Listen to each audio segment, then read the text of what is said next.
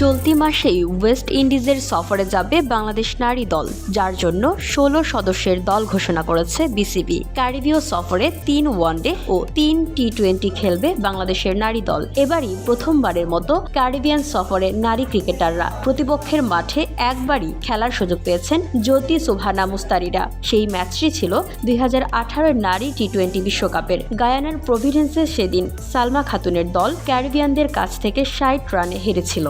এবার তার প্রতিশোধ নেওয়ার সুযোগ পাচ্ছেন জ্যোতিরা।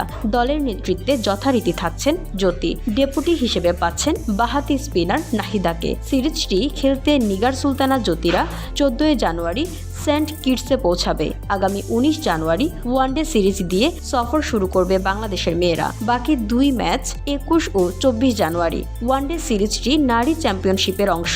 আগামী বছর ভারতে হতে যাওয়া ওয়ানডে বিশ্বকাপে সরাসরি খেলার যোগ্যতা অর্জনে এই পয়েন্ট কাজে লাগবে দুই দলের। ৩ ম্যাচের ওয়ানডে সিরিজ শেষেই টি-20 শুরু হবে। সংক্ষিপ্ত সংস্করণের সিরিজটি ২৭ জানুয়ারি শুরু হয়ে শেষ হবে ৩১ জানুয়ারি। দ্বিতীয়টি ২৯ জানুয়ারি।